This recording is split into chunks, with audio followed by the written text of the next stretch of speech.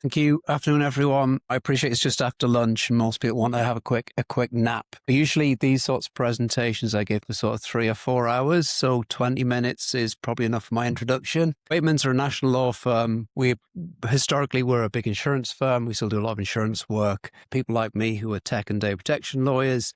And we also use AI to develop our own products, whether that's in relation to insurance and telling us how to speed up claims, in terms of reviewing documents and reporting on documents as well. As I said, I'm a data protection and tech lawyer, so I spend a lot of my time drafting T's and C's, policies, speaking at events like this, trying to keep people in line. In terms of the UK, particularly estate agents, tax inspectors, Prince Andrew and lawyers were probably some of the most hated people in the country. I appreciate that. However, you need to have some sympathy. We've listened to all the stuff that we've been talking about, how great it is. Start thinking about what we have to do, which is to try and regulate it. You may have seen yesterday, Jack Clark from Anthropic was saying we need to have a brake as well as an accelerator. I've heard of a lot of acceleration in today, a lot of excitement. Let's now start thinking about the brake pedal, how we deal with this, how we deal with issues about protection of children with AI, how we deal with data protection, those sorts of issues.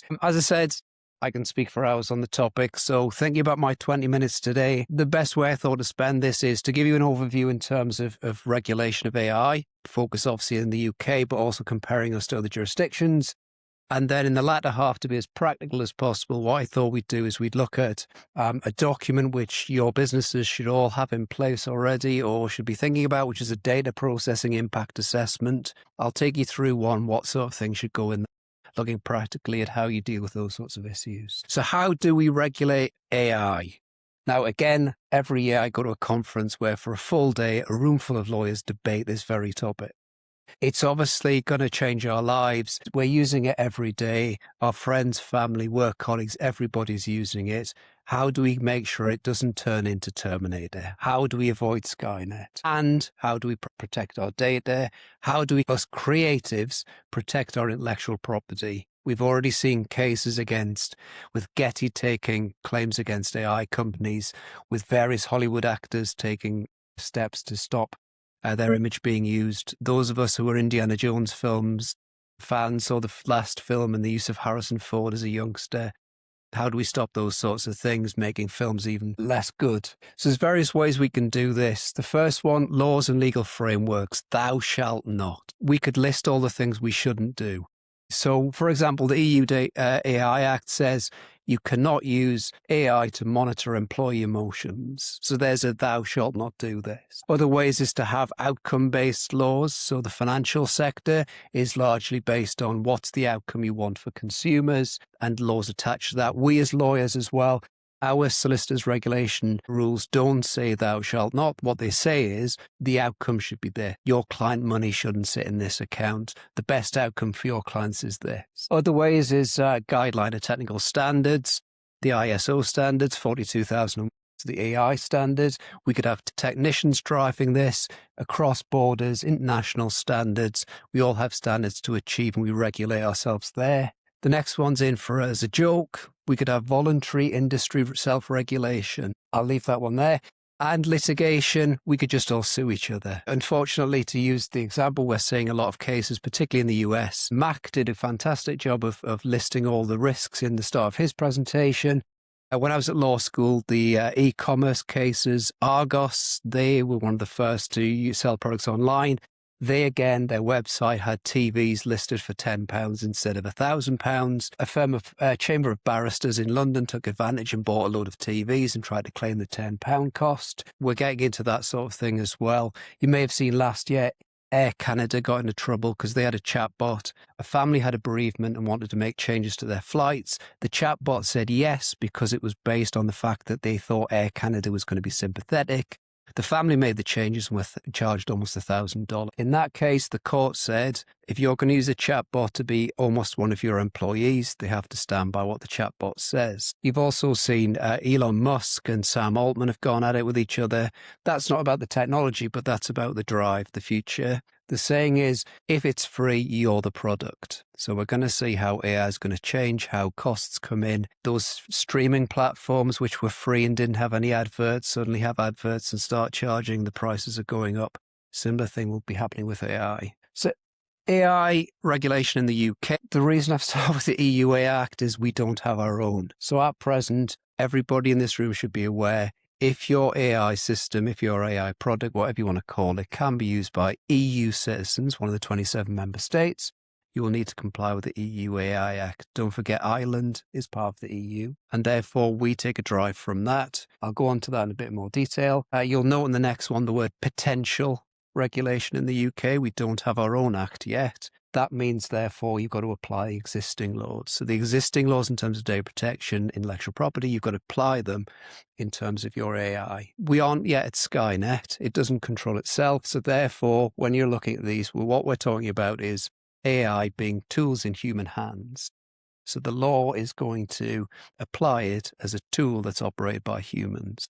The extent of that human control is up for debate. And the last one, regulators, industry guidance. So the previous government, the previous Conservative government, wrote to all regulators within different industries and asked them how they were dealing with it and to come up with their own system of regulation. And they basically all came back and said no. EU AI Act, which I struggle without saying EIEIO, came in 2024 and has gradually come in. Similar to GDPR, it has extraterritorial effect. So what that means is here in the UK, if we are using AI with citizens in Romania, in Sweden, it will apply to us, which, as you're probably aware, is why the US hate GDPR, because it'll apply over there because it uses EU citizens' data and obviously UK GDPR, our data as well. I've put this on the board, the last bit. I won't read it out, but this is the clause that got the most debate. And it's the definition of AI system. As a nerd, I've seen how that developed as 27 member states all had looked through it and made tweaks to it. If we're struggling to even get a definition of AI system, you can see why we have headaches. It's the EU AI regulation. Like I say, it starts off with banned things. It says thou shalt not in terms of very serious things, emotions within employment, for example. And it also then applies, same as GDPR, risk-based approach. The approach with risk is that most things will be high risk when it comes to AI. And when it comes to application of GDPR, it'll always be deemed as high risk. Any sort of AI application used with personal data will be high risk. Interestingly, the last one is right to complain. A quick pointer is that on the 19th of this month, the right to complain and having a complaint procedure in relation to GDPR comes into force. So all your businesses need to be able to not only deal with subject access requests, a request to give me my data, you also need to have a complaint mechanism. And the same idea should apply with AI. So if somebody says, you're using AI with me, I'm using your product, I don't know, in terms of a bank application, you need to be able to respond to those complaints. And the other theme here is transparency. Same with GDPR, the idea of accountability and transparency runs through this. So you need to be able to document how the AI has made decisions. How's it being used to avoid bias, those sorts of things. The current government brought in at the start of last year the AI Opportunities Action Plan, a fascinating read. If it all comes in, we will live in a fantastic world, particularly the first one for us here in the Northeast, because we would be one of those AI growth zones. They made 50 recommendations, very practical because they got AI users to prepare it. Fantastic. However, we then haven't had it backed up with an AI Act itself, and we haven't seen those action points, to be there. What we have seen is political drive. So what we've seen is Keir Starmer saying he wants the top AI firms to be putting things in place to protect people because that's what makes the news. You'll have seen in the news families whose children have committed suicide, who have committed harm because of AI and because of Facebook and things like that. King's speech of 2024 was very positive, but at the bottom, there was no 2026 AI Act. ISO 42001 is the AI standard. It's been around since 2023, but we're not seeing many people who are going after that at present, but it is something to look at for your business. Online Safety Act. This is one of the pieces of legislation where it's aimed at the top tier, but if your business falls foul within that remit, you need to be taking these steps to protect children, to protect the vulnerable online. I am speeding up here because I am running out of time. These slides can be available if you want to drop me a line. In terms of AI and privacy, you've got to comply with GDPR, whether that's UK GDPR or EU GDPR.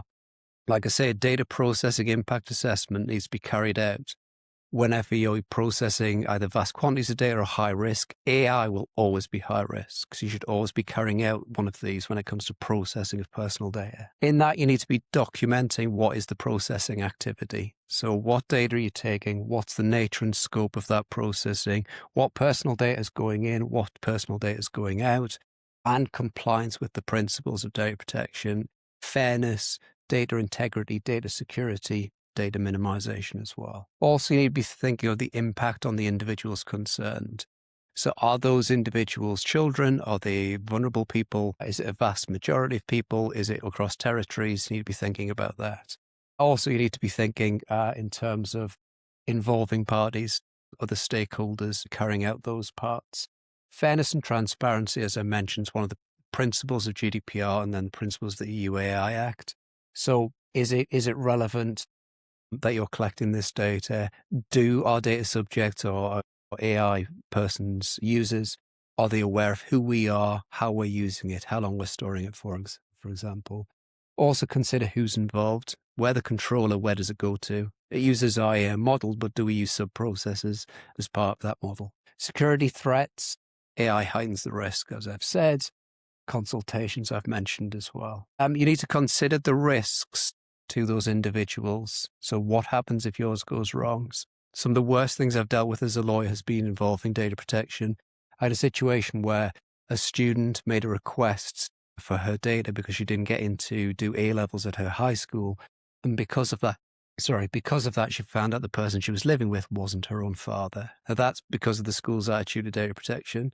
You can see if your AI is allowed to use personal data and make decisions as it will, what's the potential damage that could cause? Then you look at mitigating that risk. And the big thing here is just because you can use AI, should you?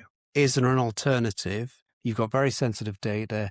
Is there an alternative to using AI? Because if something goes wrong, what are the consequences? Very quickly in terms of IP, as you can see from the Copyright Designs and Patents Act, that's from the late 80s. IP is still trying to keep up. It needs to be relevant. Things like copyright need to apply to technology which changes daily. Again, I see the IPO, one of the organizations that were asked, how are you going to regulate for AI? And again, they went back to the government and said, we're not going to answer the question, but you've got to apply the laws in relation to patents and copyright and design rights and trademarks in terms of use of AI. So you need to think not only in terms of your output, so who owns what you're producing, but also what's going in, the prompts, the creative input on that. Most of my creative clients have been asked to reduce their costs because they're using AI. Well, you're using AI, so therefore it should be quicker and it should be cheaper.